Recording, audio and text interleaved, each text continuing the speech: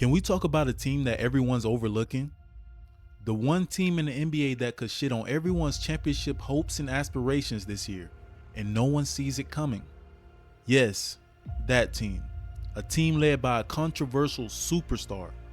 A team that most people wrote off for being too immature, wild, reckless, leaderless, and lacking the right culture. And it's fitting, because it was always supposed to be them. And it was always supposed to be him. Before the Lukas and the Wembys and the Shays and the Anthony Edwards was getting their recognition, there was Jamorant, the guy who we thought was going to be the torch holder for the next generation. He got caught up in a lot of things, but he's always been the guy with the real MJ mentality. The guy who's never been buddy-buddy, always shooting for the top spot in the top dogs. What was that interaction between you and LeBron like? What was your perspective on that first half? I mean, I think I did it too small to somebody who was too small. I mean, he came back and did it respectfully. You know, he's 6'8", whatever. I would expect it. I thought it was a charge. He did it, and I don't back down from nobody. Don't care who you are. My job was to just come back. I got my bucket, and you know, I set the tone. My teammates fed off of it, and you see what happened. So, top dog in our league. You take out the top dog. You know, who else you fear? Never cared. Never been friendly. Just stayed in his lane and stayed with his homeboys. But that got him caught up. Whose gun were you holding? Well, the gun wasn't mine. It's not who I am. I don't condone any type of violence, but I take full responsibility for my actions.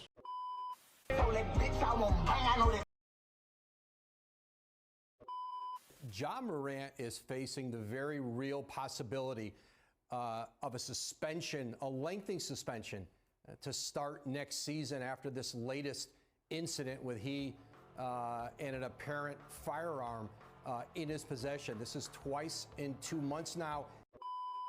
But they're back to whooping ass this year, flying under the radar, even as the #2 seed in the West, and building a team and culture that I think could challenge any team in the league in a 7-game series.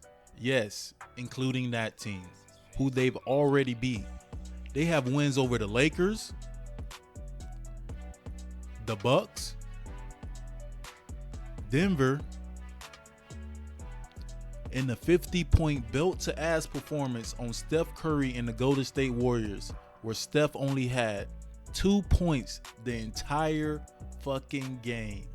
They let go of their crash-out Pitbull Defender Dillon Brooks.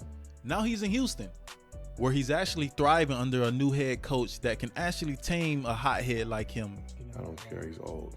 And they replaced him with another Pitbull Defender from a winning culture with experience on the biggest stages, Marcus Smart.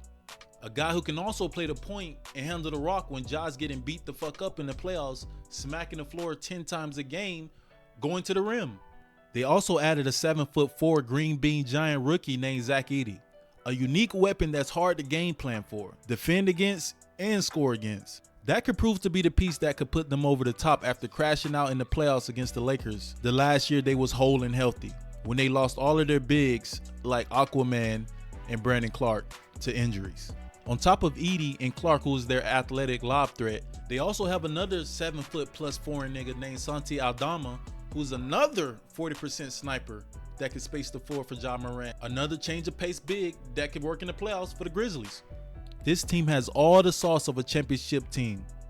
Reliable secondary semi-star options like JJJ, a 6'9" defensive player of the year that can also space the floor and score 20 a game, and a 6'4" strong bodybuilder looking nigga that can defend and shoots the 3 at a 40% clip. On top of other good young talent like Gigi Jackson and Jalen Wells. On top of good coaching. Now let's talk about their controversial superstar leader, Ja Wick. When he's not pressing the ops and hitting licks trying to make it out the league, he's still a top 3 point guard in the league. To me, only Shai and Luka have an argument over him when they're all fully healthy. And this year he's turned into a complete point guard that can still give you 25 a game when needed. He's averaging 21, 8, and 4 in only 27 minutes. That's 28, 10, and 6 on a normal 36-minute per game pace for the average superstar. But he's been dealing with a lot of different small injuries this year. thigh, hip, back, shoulder. But when he's on that court, don't get it fucked up. He's still him. He's still Jamorant.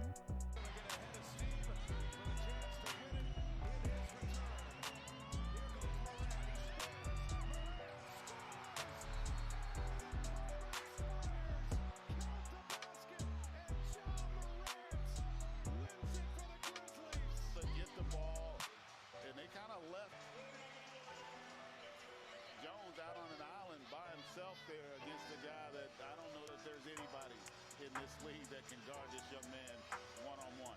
To me, the Memphis Grizzlies are the biggest threat to everyone's so-called championship favorites, OKC Thunder and Boston Celtics. I think they have all the tools required to win a championship and to beat both of those teams. But what do you guys think? Like, comment, subscribe, share down in the comments what you guys think about my take on the Memphis Grizzlies, and I'll see you in the next one. Peace.